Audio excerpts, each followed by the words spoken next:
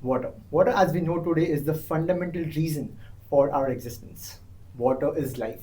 Water fuels our bodies, our homes, even our cities. Yet most of us take it for granted. When you pour a glass of water, do you ever think what's really inside it? For most of us, the answer is no. But for today's guest, water quality isn't just a question, it's their life's mission. For them, water quality isn't just science, it's a responsibility. So, welcome to the fifth video of the series 100 Days, 100 Brands, 100 Stories. There are thousands of brilliant brands out there constantly changing the world, and this is one of them. Today, you're going to learn about a life saving brand led by two inspiring women and their inspiring story. So, I'm here with Dr. Annette and Sarah Loder. They are the co founders of the brand RiskEdge. So, before we begin the podcast, I would like to introduce them a bit. So, first we have Dr. Annette Davison, an environmental microbiologist with a PhD in environmental microbiology and master's in environmental law. With over 30 years of global experience, Anne has worked across utilities, consulting, and governance, shaping how water safety is understood and managed worldwide. She has been awarded over 14 times and has over 143 publications under her name. Her career has been about bridging science with practice, turning complex microbiological risks into strategies that protect public health. Alongside her is Sarah Loder.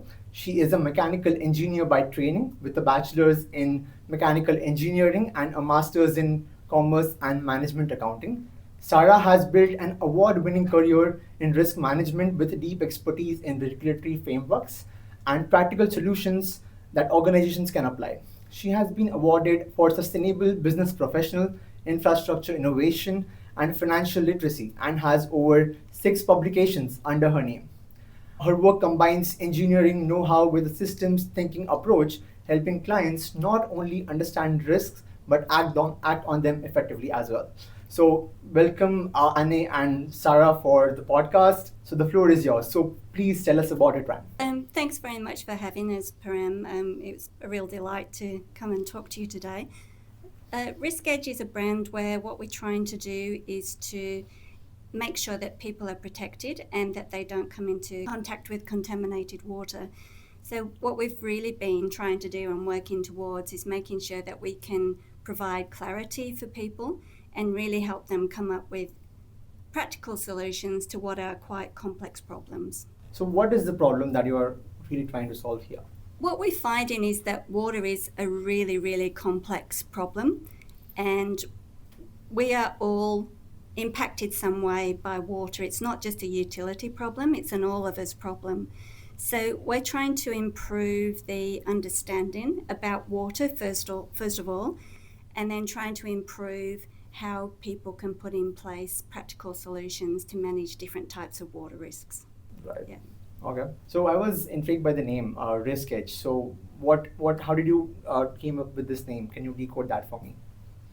So It was a while back. yeah, it was a while back. So there's an international, so I'll get a bit technical for a second. There's an international risk management standard called 31,000 for those people who are interested in that sort of thing.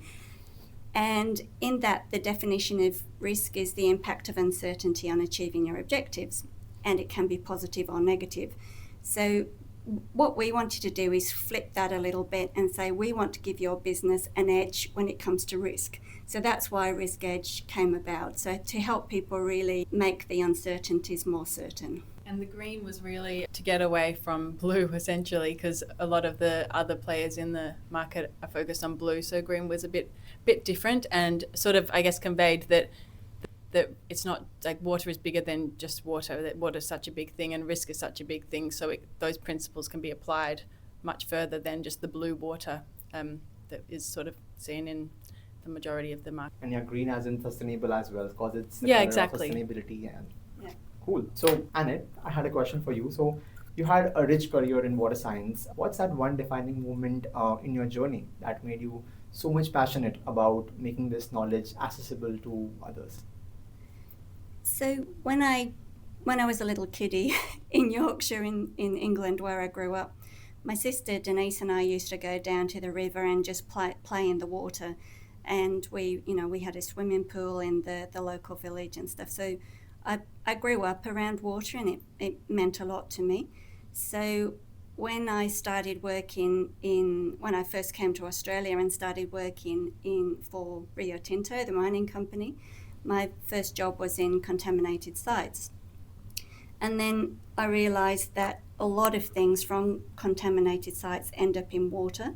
And so that's where I started getting a real interest in water. And so when I left that job to take up a PhD, and then from that PhD I went out into industry, and I thought, well, that's great. I can leave dirty old contaminated sites behind. And my first job was in sewage. So I ended up from one dirty site to another. But one of my big passions is making sure that people understand the risks to water quality and helping make that information available in a really fun but factual way. So that's been I think a bit of a defining moment for us as we've moved RiskEdge forward, isn't it, Sarah? Yeah. Yeah, and I found the water industry sort of by accident, really. And I came across some really good people doing some really great things, and it was really inspiring. And it was actually when I first worked with Annette about 15 years ago that I discovered the risk side. Previously, I'd been in a lot of design and that sort of thing. I found risk when I worked with Annette, and it opened up this whole world. And I thought, imagine what we can change when we can get people to see risk, real world risk, and make decisions well to protect themselves and protect water. So you said that you met Annette some years ago. So how did you guys eventually meet together? Was it in a conference? How was the story looking like? I was working in an engineering consulting firm, and Annette was sort of our subcontractor that helped us with those specialist risk sort of projects. And so I was put onto one of these projects. I was relatively young engineer then, and Annette came in and said, "This is what we're going to do." I thought, "Oh my gosh, this is great! I love the process. I love the system. Just having Annette systematized sort of approach to going through this thing and pulling out all the risks and helping people to manage them. I thought, this is great. I love this." Nice. And I think at the time, had I just had my second child? Yeah, and so that's when we met, and we always say that we've known each other for longer than we've been married to our husbands. Oh, okay. Good. Yeah. Okay, so I've gathered some recent global data in regards to the deadly and disruptive outbreaks that we have in the world that was caused by waterborne or water-related diseases, and it's really scary. And it's not only in the developing economies but also in the developed economies. So as per World Health Organization in 2024, there was nearly 50% increase in cholera cases and deaths worldwide. A recent cholera outbreak in water-torn Sudan has left over 2,400 dead and nearly 100,000 infected. In developed economies like the US, the CDC, that's a news channel, estimates that every year at least 1.1 million people get sick from germs in drinking water. And that's about like 1 in every 300. So and there's also this news thought that with Legionella as the leading cause, that's what the reason was for this rising cases in US. Even in cities like New York, a recent Legionnaires outbreak on 14th August, that was 4 days back, from contaminated cooling towers killed 4 people. So this is actually alarming and scary. So that's how I come up with this question. For someone like me who is from a non-technical background, who is not that much aware of such diseases coming from water. So how can I even begin to evaluate the quality of the water I drink every day? So that's a really wide-ranging and interesting question. And one of the things that have got us on to talking about and developing a new initiative that we're putting together for people, which is called Water's Most Unwanted. And it's the things that you really don't want to get in your water. And as you say, incidents still occur, not just in the developing world, but also in the developed world as well. And I think a lot of people are quite complacent about their water quality. As you say, you just turn on the tap and don't think about it. Sure. So what we want to do is to try there's a lot of misinformation, or what we call myth information, out there in social media land as well around water. So we want to try and improve the quality of information that's out there and make it available for people who have a non-technical background. So we've been putting together some interesting visuals, little snippets of information. We've just engaged a new team member, which is Detective Drop. So they're going to help us get the message out to people. But what we'd really like to do is to improve people's confidence to allow them to ask questions of their water suppliers as well, or to actually be curious and look for information. Yeah, even in Sydney we found, we know there was the case four cases in New York recently, but in Sydney we had a death only 2 weeks ago, I think, from Legionella outbreak in Potts Point that occurred back in May. So it's so close to home, and yet we do take it for granted. We have a long list of incidents in our Incidents Online, which is freely available by our website, and they happen all over the world. It's not just the developing nations, it's right here close to home sometimes as well. Yeah. And there's one I like to talk about. It's extremely rare, thank goodness, but it can go up through your nasal canal and cause a nasty meningitis. It's called Naegleria fowleri. So it's important to understand, I think, that water's not sterile and that you shouldn't be using tap water for things like cleaning your contact lenses or, cleaning your sinuses, because you can introduce things in there that really shouldn't be there. You should use sterile water for things like that. So it's important, I think, for people to really understand that information as well.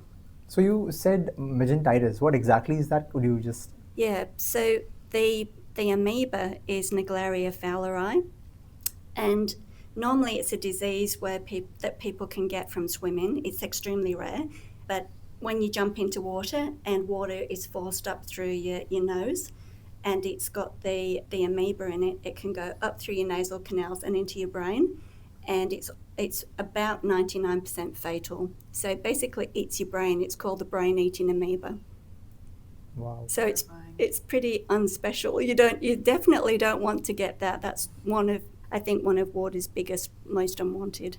So is it spreading, or has those cases begun already, or how is it looking so far? So it is rare, but I think with climate change we just need to keep an eye on it, because as water's warm, it really loves water that's 25 degrees and above. Correct. And has no disinfectant like chlorine in it.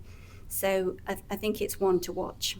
But how can I begin to evaluate, as an individual who is not into technicalities, how can I begin to assess water quality? At homes, are there some remedies, or should I take care, or should I follow that you guys suggest? So I think we're recording the podcast here in Sydney, and Sydney Water is the provider of water to Greater Sydney. So I think as somebody who's a customer of Sydney Water, as long as you're getting your water from a regulated supply, I think you can be pretty confident that your water's safe. Okay.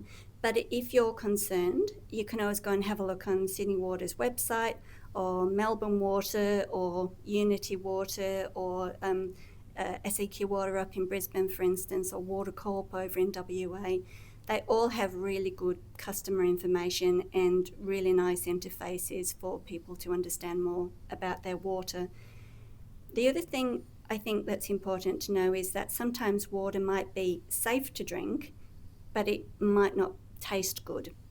And so you have to be careful then that you don't swap that water for a source that might taste good, but it's unsafe. Makes sense, yeah.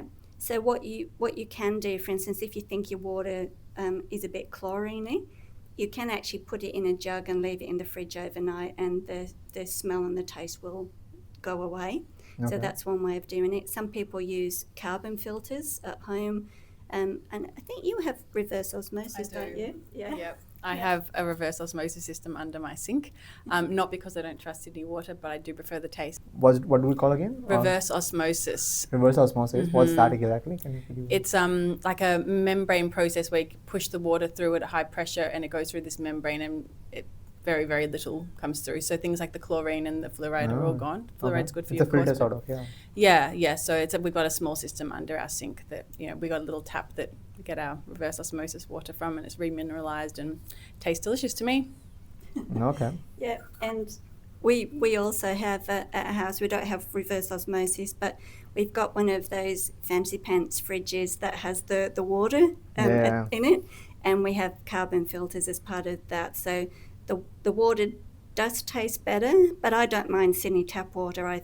I'm quite happy drinking water out of the tap as well. In parts of the world where unsafe water is a real threat, how do you make education on water quality affordable and accessible?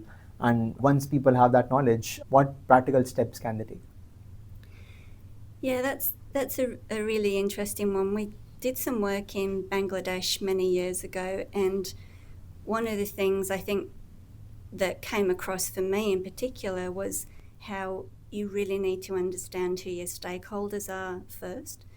And we worked with NGOs over there, so non-government organisations, and they helped us craft some of the messaging and to understand who our audience was.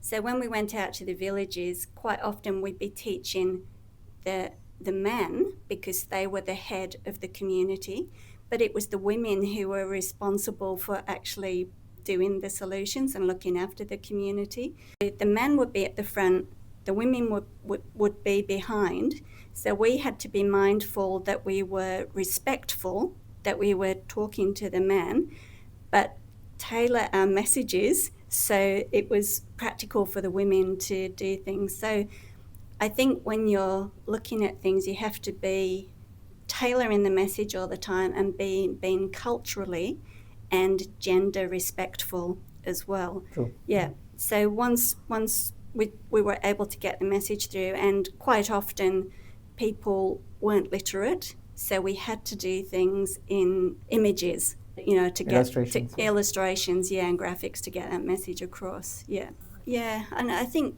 really the solutions don't always have to be expensive. It could be as simple as boiling your water, if you've got the ability to do that. Then making sure, like if you're getting your water from a dug well, for instance, and you bring your water back, making sure that it's kept hygienic, so it's got a cover on it, so you're not getting vermin going in there and contaminating it as well. So it just depends what's available for people. So there's no point suggesting a really complex technical solution for someone that does not have the ability to be able to implement it anyway. Right. So it's really about putting in place those practical, tailored solutions. Yeah. And about the story you mentioned in Bangladesh, could you tell how did it start, and did you guys approach the government, or did they approach you? Like, how did it start, and how was, and even do you do in other nations? We did a job 2 years ago in the United Arab Emirates, and that was an open tender that we won, and we worked with Isle Utilities to deliver that project. That was quite an amazing project, and so we went there quite a few times. We helped them. Actually, Sarah did most of the work on the framework, put together a really amazing water quality framework for them. We had a look around a lot of the desalination plants, because it's pretty much all desalination there. And we were out when it was extremely hot. It was one day we were traipsing around in full gear, and I think it was 47 degrees. It was so hot. I've never been so hot in my life, but it was a really, really interesting experience. I think it was good to just get outside of your comfort zone in terms of, you get quite used to the way that we do things here and the regulations and the people and all the players and everything. And just to get outside and just take a step back and see the different context, and especially the way that customers see water is very different in a lot of places in the world. Like we do take it for granted here that it's really good. Most people do drink tap water. Over there, it's quite rare for someone to drink tap water, even though their water is actually quite good. But it's a cultural expectation that water from the tap isn't good enough. So I found that particularly interesting, actually, that a lot of it was a customer psychology piece as well as a water quality piece. There's this cultural thing that is in my home. So what we do is there's a separate pipeline for the water that comes to our homes. That's a government line, and my mother stores that in an earthen pot. So that's that's what she says to me, and I'm not sure I haven't done research about it, but it just randomly popped up this question. So she said that when you store that in an earthen pot, it just purifies the water further, and it's more healthier than the original tap water that comes in. So is there a science behind it, or I'm not sure? You guys? Don't know. No, I don't know about that one either. I know that there are, different types of materials you can use for filtration, Yep. but for an earthen pot, I don't think you're not doing any filtration in there. I think the most important thing would be to make sure when it's in the earthen pot that it is protected and nothing else can get in there that might contaminate it. But yeah, that's an interesting question, and I don't know the answer to that. No, it's totally fine. But it just Yeah. randomly came to my head. Yeah. And you also mentioned when you were saying that your trip to UAE for that project. So you were working there with an NGO, right? So was that in Bangladesh or? Bangladesh was an NGO, and also we were working for the UK's Department for International Development. It was like AusAid. So we were funded by them to do that work there. That was a long time ago. That was before kids, so that was a long time ago. Okay. Yeah, and then within the UAE, we're actually engaged directly by a customer, but we were working with them closely with a regulator as well. So their regulator is Department of Energy, and so they're also responsible for water regulation. And since you mentioned NGOs, so I'm supposing that there's a lot of NGOs working towards this same cause, that it's getting alarming these days. So yeah, absolutely. And a lot of things can't be done without the support of NGOs as well. So it's important that I think they're really important for doing the on the ground work as well. So yeah, there's a big role for NGOs in water risk management. that's correct. Yeah. True. And I also had this random question out of just what you said. So with the water, that the pipe through which the water comes to our houses, like in Sydney, for example, so these are since years. It's the same pipe since years. So if the water is flowing and coming to my house from that same pipe over the years, so does it ever get does the germ ever get developed in those pipes because the water is flowing through that same stream? And so does it also is one of the reasons? I know that you said that it's pure water that it comes to our houses, but is that can be one of those areas of the germ to develop more? Yeah, and so we always say that the distribution system, which is what you're talking about, is the unloved child of the water industry, because once water leaves the treatment plant, it has to stay in a fit condition. So when you turn on your tap, it's still safe to drink. Right. And there have been quite a lot of incidents, waterborne incidents, including where some people have died from incidents that have happened in the distribution system. So whether it's a pipe that's broken and contamination has got in, or you can get it like a dirty water or discoloured water incident because the pipes, biofilm naturally grows on the pipes, and most of the time it's fine. But if it comes off, it can look discoloured. So when you open your tap, you get this discoloured water coming out. So that's one thing. There was an incident in Gideon in Missouri in the US many years ago where pigeons actually got in and roosted in a distribution reservoir. Oh my God. And there was a raft of pigeon feces on the top of the water, and that got pulled into the distribution system, and I think 8 people died of salmonellosis that was introduced from the pigeon feces. So the distribution system is really, really important. So do you usually have to work with the government or so to solve that problem, or like how does it work?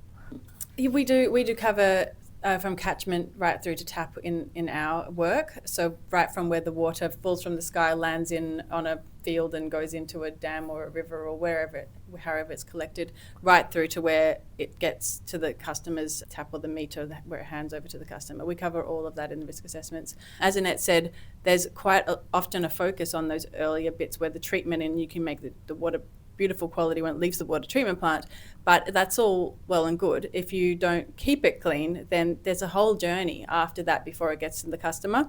It can be things like maintaining a pressure that's the right pressure that we don't want, and flow as well. We don't want sudden changes in pressure or flow. We don't want to have water suddenly reversing flow and then stripping off those biofilms Annette was talking about. Right. There's a lot of different things to consider. Pipe breaks, and in a lot of places like Sydney and a lot of developed countries, there is a bit of an ageing infrastructure issue that we're trying to work through, because at some point you do have to renew those pipes and that infrastructure, and it's a big job. And of course, you don't want to do it prematurely, but if you leave it too late, you do get more breaks and things as well, and that's an opportunity for pathogens to enter the system, which is quite a worry. So lots of different things. The materials of the pipes and the tanks is really important. We do cover that in our work quite a lot as well.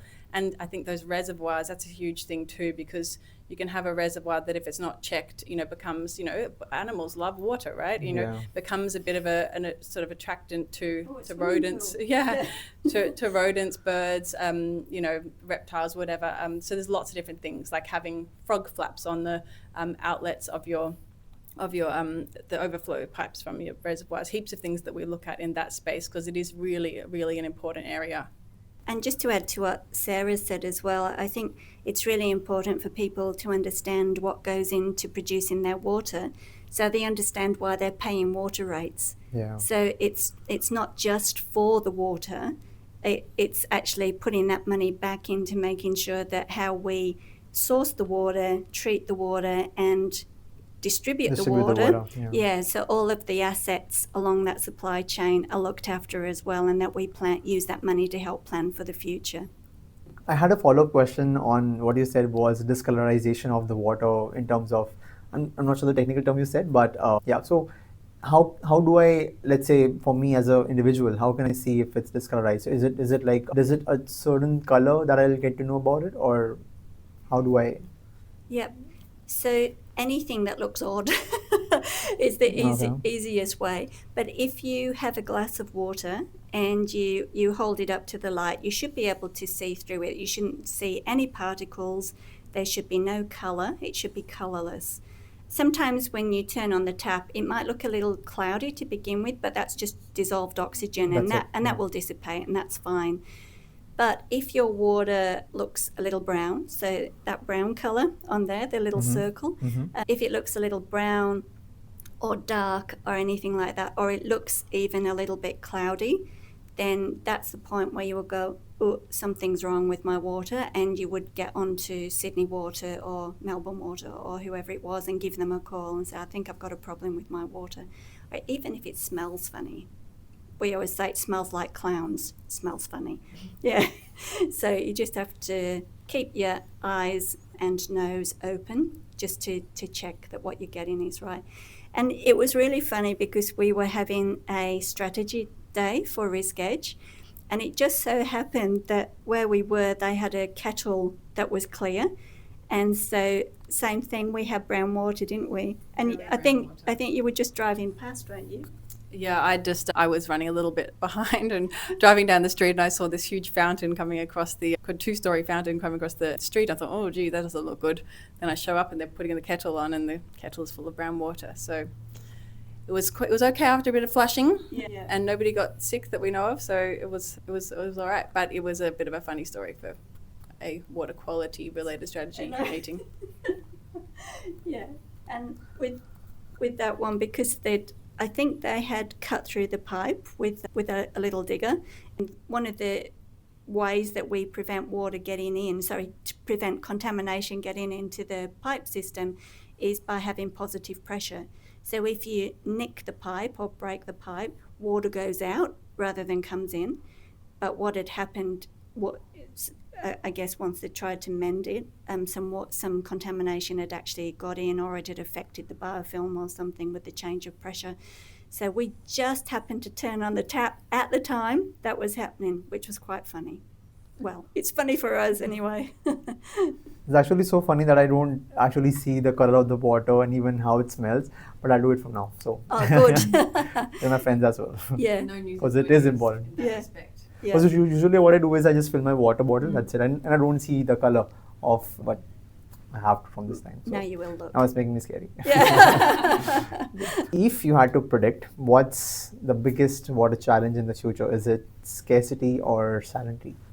The next question, also with the same one, is, and are there any limits to what desalination can actually fix? So for me, I think what we have to really realise with water security, there are 3 elements. So it's not just water quantity, it's also being able to access that water, and also it's the quality. So it's the 3 things that make up water security. And it's not just about tap water either. As more and more of us are living in urban areas, there are different ways that we use water. So whether it's for cooling data centers, just that's a really big thing just recently, and also to make things more accessible and equitable for people. They're looking at now starting to open up a lot of what they call urban plunge sites. So that's where you can go to a river and access that water rather than having to go all the way from out west to the beach, which takes a long time. And we need to understand the quality of that water as well. So I think water scarcity and water quality or salinity, I think for me it's about understanding those 3 elements. I don't think you can just separate it into water scarcity and salinity because they're so closely entwined. Yeah. Yeah, and on the desalination question, desalination can produce very good quality water, there's no doubt about it, but there are some limitations. First of all, it's not cheap, it's quite expensive because it's quite an energy intensive process, and also you need to have the sea or the ocean nearby, you need to be near the coast. So in Australia a lot of us do live near the coast, but it's not the case everywhere, so there is definitely limitations for desalination.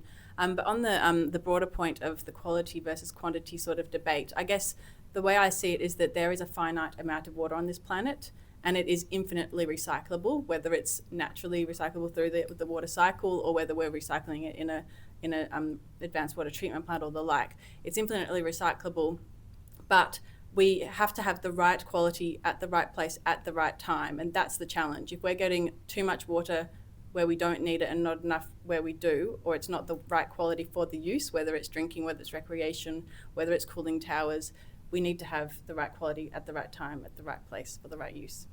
That's so true, yeah. So you said that we don't have to worry about the scarcity of the water that much, but it's because there is plenty of water, but it's the only thing is that the process, it is very expensive to convert the water into a drinkable water. So It sure is. Yeah. So I think going back to the water scarcity as well, you might have plenty of water, but if it's going to cost a lot to treat it, it might make it scarce for the community because the community can't afford to access that water because they can't afford to pay for the treatment.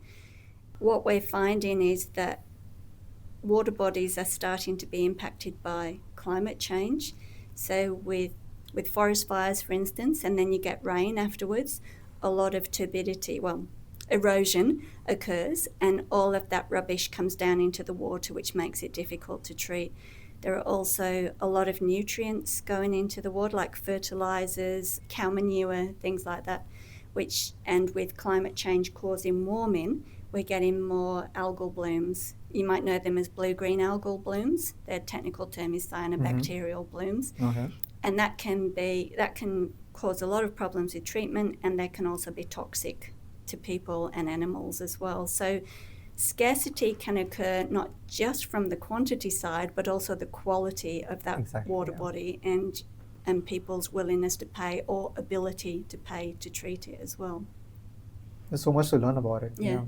Okay, so coming back to RiskEdge a bit, building a business in a technical and often under discussed field must come with its own challenges. So what's one thing people don't see behind the scenes of founding RiskEdge?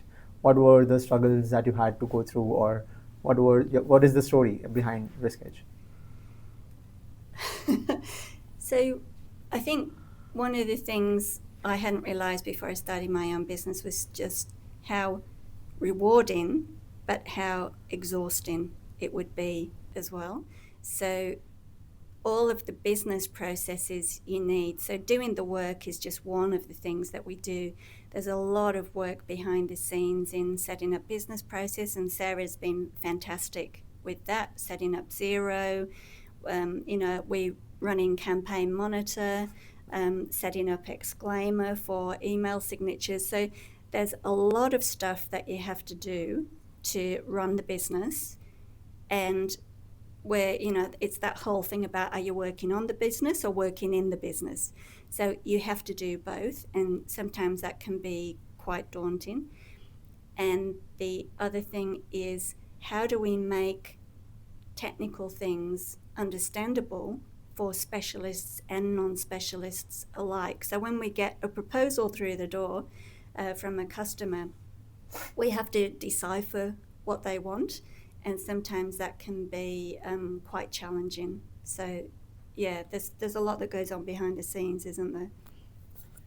Yeah, there sure is. And when you're a small business, you're the HR department, you're the finance department, you're the technical department. I'm the IT specialist now. Yeah. Who would have thought? There's all these different things to do. The marketing department.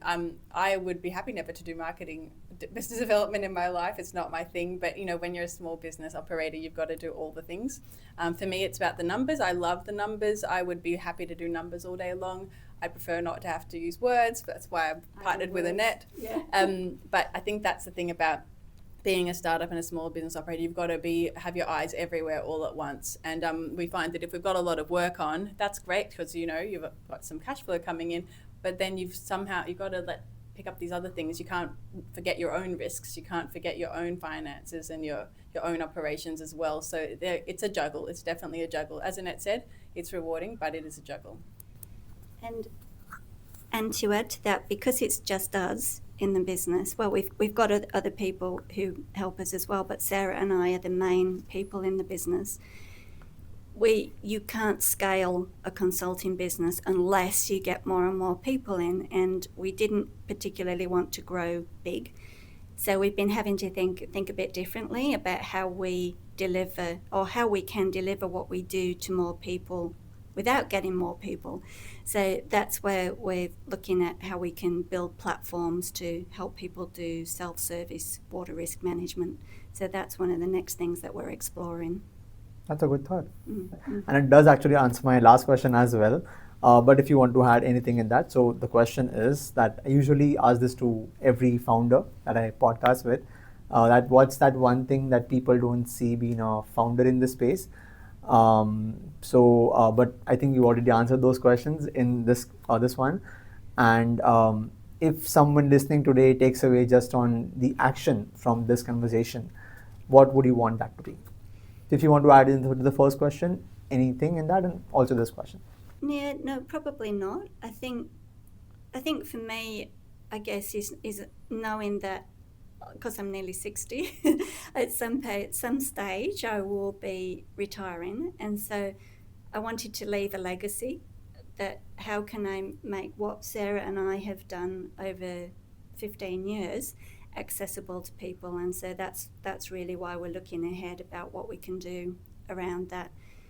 And in terms of what question or what thought to leave behind, for me it would be for people to be curious, to really understand where their water comes from. We all have a responsibility to treat water with respect, understanding where water comes from, and having the right information to be able to ask the right questions of their water supplier would be something I would like to leave with people.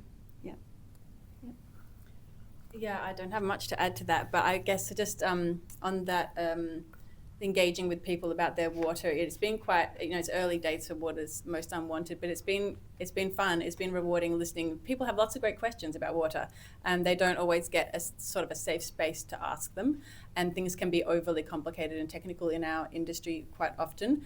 And then you've got the influencers who are sprouting all sorts of rubbish about water that is a bit easier to understand. So I guess that's where we've come in, to try and make it easy to understand but also true and accurate, and that's been really, really fun, I'd say. And along the way, we get to make some really daggy jokes, because it's not often you get to make daggy jokes in our industry.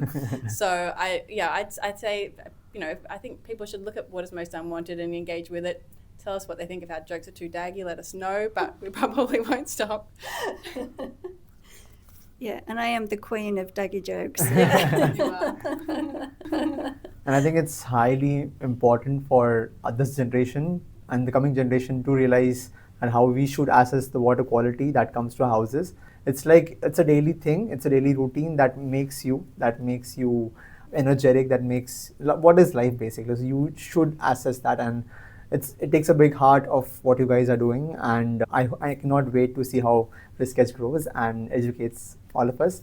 So thanks for joining, Sarah and Anne, for the podcast. I really appreciate your time. So follow RiskEdge, and I'll also mention the merchandise you guys provide. So in the video itself. So follow RiskEdge and witness the story they are creating. Thank you so much. Thank you. Thank you. Thanks, Param. Thank